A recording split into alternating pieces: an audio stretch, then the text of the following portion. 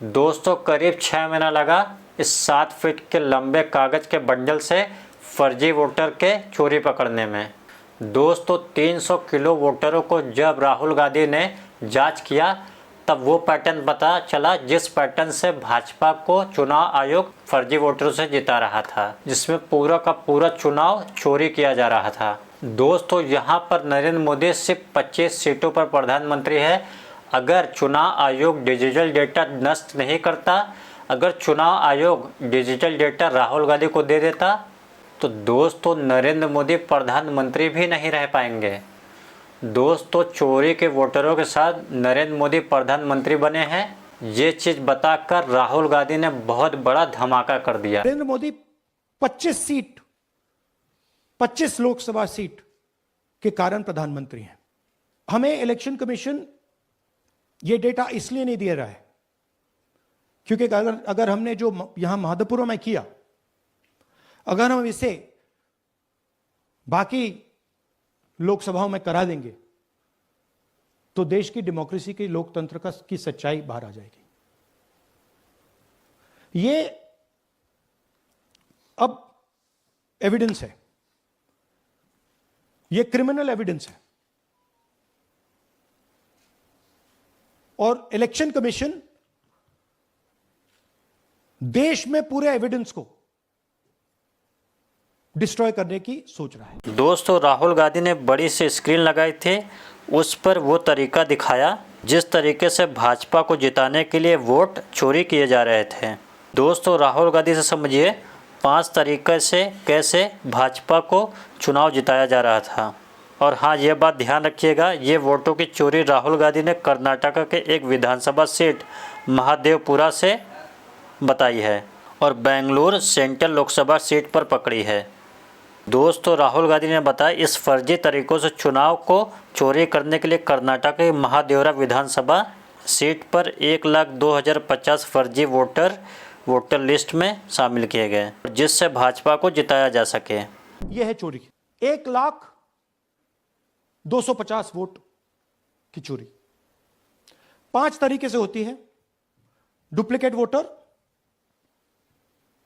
Fake and invalid addresses, bulk voter in single address, invalid photo, misuse of form 6। Duplicate voter मतलब एक व्यक्ति 3, 4, 5, 6 बार vote कर रहा है या उसका नाम 5-6 बार आ रहा है। फेक इनवैलिड एड्रेस मतलब या तो पता है ही नहीं या फिर फेक है। बल्क वोटर सिंगल एड्रेस, एक बेडरूम का घर है, उसमें 50 लोग का एड्रेस है और जब हम वहां जाते हैं वहां लोग ही नहीं है, वोटर ही नहीं है। इनवैलिड फोटो, या फोटो है ही नहीं या फोटो इतनी छोटी है कि उसको पहचाना नहीं जा सकता। और finally misuse of form 6। Form 6 नए वोटर्स के लिए होती है, जो 18 साल का होता है, पिछले इलेक्शन में जिसने वोट नहीं किया उसके लिए होती है। मतलब 18 से 22-23 की एज होनी चाहिए उसकी। तो इसका जबरदस्त मिसयूज हुआ है। दोस्तों विधानसभा सीट पर जो एक डिफरेंस होता है करीब 1,000-1,500 का होता है, बट एक सीट पे दोस्तों सोचिए 1-1 लाख वोटों का डिफरेंस, 1-1 वोटर जो है फर्जी वोट, वो बहुत बड़ा डिफरेंस है। और राष्ट्रपति को इस सीट का संज्ञान लेते हुए इस सीट का चुनाव ही रद्द कर देना चाहिए था और यहाँ पर सुप्रीम कोर्ट को इस बात का संज्ञान खुद ही लेना चाहिए था। दोस्तों सिर्फ इतना ही नहीं है, चुनाव आयोग ने भाजपा को जिताने के लिए वोटर लिस्ट में क्या क्या हथकंडे अपनाए हैं वो सारी चीज़ें भी हैं। उस चीज़ का राहुल गांधी ने जो खुलासा किया ना दोस्तों, आपके पैरों के नीचे ज़मीन खिसक जाएंगे। दोस्तों राहुल गांधी ने बताया 33,692 वोट करीब नए वोटर्स में बुजुर्गों के नाम ऐड कर दिए गए, जिसमें कुछ 60 साल, कुछ 80 साल, कुछ 90 साल, कुछ 60 साल के लोग नए वोटर लिस्ट में शामिल कर दिए गए। मतलब दोस्तों बुढ़ोते की उम्र में 80 और 70-90 साल के एज में ये लोग फर्स्ट वोटर में नाम के लिस्ट में जोड़े जा रहे हैं। ये कमाल है दोस्तों। आखिर दोस्तों सोचिए, फर्स्ट टाइम वोटर आखिर 18 से 21-22 साल का होता है जो फर्स्ट टाइम वोट देने जाता है। लेकिन दोस्तों चुनाव आयोग के वोटर लिस्ट में फर्स्ट टाइम वोटर जो 70-80 साल के एज में जिसका एक टांग कब्र में है वो लोग फर्स्ट टाइम वोटर में शामिल हो रहे हैं। 33,000 लोग हैं, नाम है यहाँ पे सबके। ये आप देखिए, इनकी एज भी है, 98, 96, 95, 89, 88, 72, 67, 57। यहाँ पे इस पूरे पैक में 18 से 23 का कोई नहीं। तो this is new voter manufacturing, ये है नया वोटर, यंग वोटर। दोस्तों, भारत के इतिहास में पहला ऐसा प्रेस कॉन्फ्रेंस है। राहुल गांधी जिस हॉल में प्रेस कॉन्फ्रेंस कर रहे थे उसमें प्रिंस ड्रॉप साइलेंस था। और मैं आपको बताऊं, दशकों से कर रहे पत्रकारिता के पत्रकारों का एक ये नया सा कुछ अनुभव था। किसी को इस बात की उम्मीद नहीं थी। चुनाव आयोग की चोरी पकड़ने के लिए राहुल गांधी और उनकी टीम इतना कड़ा और इतने लंबे टाइम से होमवर्क किया। दोस्तों, पिछले 7 महीने से राहुल गांधी और उनकी टीम इस 7 मीटर की लंबी कागजों के जो लिस्ट है उसमें से फर्जी वोटरों का मिलान कर रहे थे और वहीं पर वोटरों के घर खोज रहे थे और वोटरों की जांच पड़ताल कर रहे थे। इलेक्शन कमीशन ने हमें डेटा इस प्रकार दिया है, 7 फुट 200-300 किलो।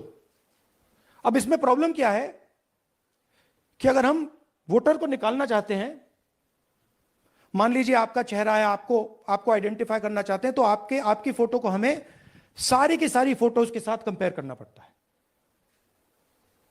हर फोटो को देख कर ये फोटो ये है, तो आप सोचिए कितना काम है। अगर एड्रेस निकालना है तो आपके एड्रेस को अलग सारे के सारे एड्रेसेस से कंपेयर करना पड़ता है। बहुत भारी काम है। हमारा जो काम हो गया, थोड़ा फोकस हो गया, क्योंकि लोगों ने कहा कि देखिए ये मतलब इसमें ही हमें मतलब 6-7 महीने लगेंगे। इसमें 6 महीना लगा है और हर कागज को हमने आइडेंटिफाई किया है, कैटलॉग किया है, फोटोग्राफ निकाली है, कंपेयर की है। 6 महीने लगे। दोस्तों, राहुल गांधी ने बताया कि महाराष्ट्र में एक विशेष पैटर्न दिखाई दिया गया कि शाम में 5:30 बजे के बाद चुनाव आयोग ने ज्यादा मतदान दिखाया है। राहुल गांधी ने कहा शाम 5:30 बजे के बाद महाराष्ट्र में ज़्यादा वोटिंग हुई नहीं। अगर वोटिंग हुई है तो चुनाव आयोग उसका डिजिटल डेटा दिखा दे। लेकिन दोस्तों, चुनाव आयोग ने नियम ही बदल दिया, वहां पर डिजिटल डेटा नष्ट कर दिया। महाराष्ट्र में पता लगा कि 5 महीनों में 5 साल से ज्यादा वोटर लिस्ट में आए। लोकसभा में हमारा गठबंधन जीतता है, विधानसभा में धज्जियां उड़ जाती हैं, पता भी नहीं लगता हमारा गठबंधन कहां गायब हो गया। 1 करोड़ नए वोटर विधानसभा में वोट करते हैं, लोकसभा में नहीं किया, विधानसभा में किया।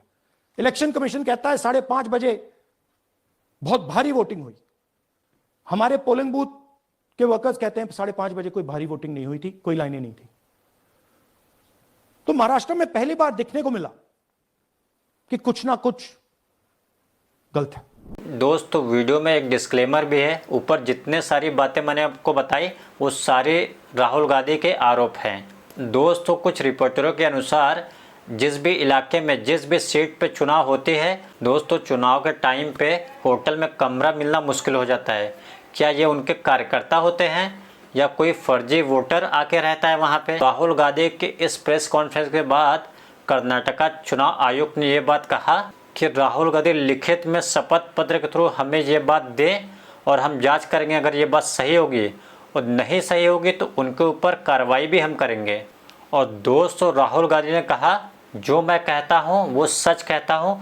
सुनिए दोस्तों, राहुल गांधी ने चुनाव आयुक्त को क्या कहा। बोलते हैं राइट, बट मेरे ऊपर अटैक नहीं कर रहे हैं, क्योंकि अगर मेरे ऊपर अटैक करते that be criminal procedure, everything on me. None of that is happening because they know it's true, they know this is bullet. दोस्तों, राहुल गांधी ने कहा इलेक्शन कमीशन भाजपा से मिला है। अगर इलेक्शन कमीशन ही कॉम्प्रोमाइज हो तो इलेक्शन चाहे वो ईवीएम से हो रहा हो या बैलेट पेपर से, तो कोई फायदा नहीं है। इलेक्शन कमीशन कॉम्प्रोमाइज्ड है, जब तक वोटर लिस्ट कॉम्प्रोमाइज्ड है तब तक ना ईवीएम से कुछ होगा ना मैन्युअली होगा। इलेक्शन कमीशन अगर नॉन कॉम्प्रोमाइज्ड है और मैन्युअली किया जाए हो सकता है, बट यहां तो अंपायर ही मतलब दूसरी टीम का है, तो आप वोटर लिस्ट लगाइए, आप मैन्युअली कीजिए, ईवीएम कीजिए, उससे कोई फर्क नहीं पड़ेगा। अब मैं आपको दिखाया 1 लाख फेक वोटर एक असेंबली में। दोस्तों राहुल गांधी ने कहा कर्नाटका के एक सीट वाला मॉडल पूरे देश में लागू किया जा सकता है और वहीं पर इलेक्शन कमीशन को बिना बहाना बनाए उनको इलेक्ट्रॉनिक डेटा दे देना चाहिए। कि मैं राहुल गांधी नहीं बोल रहा हूं, अपोजिशन का नेता राहुल गांधी बोल रहा है। कमीशन को बहाने नहीं बनाने चाहिए। इलेक्ट्रॉनिक वोटर लिस्ट हमारे हवाले कर देनी चाहिए। सीसीटीवी फुटेज हमें दे देना चाहिए। और मैं सिर्फ राहुल गांधी नहीं बोल रहा हूं, मैं कांग्रेस पार्टी का नेता हूं और जो मैं बोल रहा हूं वो सारे के सारे ऑपोजिशन लीडर्स ने भी बोला है। हिंदुस्तान में 60% से ज्यादा वोट ऑपोजिशन का है। दोस्तों राहुल गांधी ने चुनाव आयोग को चुनौती देते हुए कहा कि एक दिन अपोजिशन का सरकार सत्ता में आएगी और जितने भी अधिकारी हैं, जितने भी अधिकारी गलत किए हैं, जो रिटायर हो या भी हो, वो सारे लोग को हम ढूंढ के निकालेंगे और उनको सजा जरूर दिलाएंगे। Believe that this has happened in many seats. Now the election commission has to give us that information, give the people of India that information, because if they don't, there are going to be consequences. There are going to be consequences for every single polling officer who's doing this. Doesn't matter how senior you are, how junior you are. One day the opposition is going to come to power and then you see what we do to you. Because you are attacking the foundation of what our freedom fathers built. And we're not going to allow you to attack the foundation of what they built, no matter who you are. दोस्तों 1 घंटा 12 minute का press conference में राहुल गांधी पूरा आत्मविश्वास के साथ ये बात कह रहे थे और वो ये भी कह रहे थे कि चुनाव आयोग भाजपा को जिताने के लिए बहुत बड़ा वोटर लिस्ट में खेल कर रहा था। और उन्होंने कहा अगर चुनाव आयोग डिजिटल डेटा दे दे तो ये 2 मिनट में पकड़ा जा सकता है खेल। लेकिन दोस्तों मैं आपको बता दूं, चुनाव आयोग से डिजिटल डेटा मांगते ही उन्होंने नियम ही पलट दिए। उन्होंने कहा 45 दिन के ऊपर हम डिजिटल डेटा नहीं रखते। तो दोस्तों इस सारे मामले को आप कैसे देखते हैं?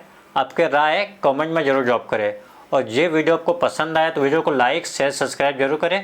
Thank you so much. जय हिंद।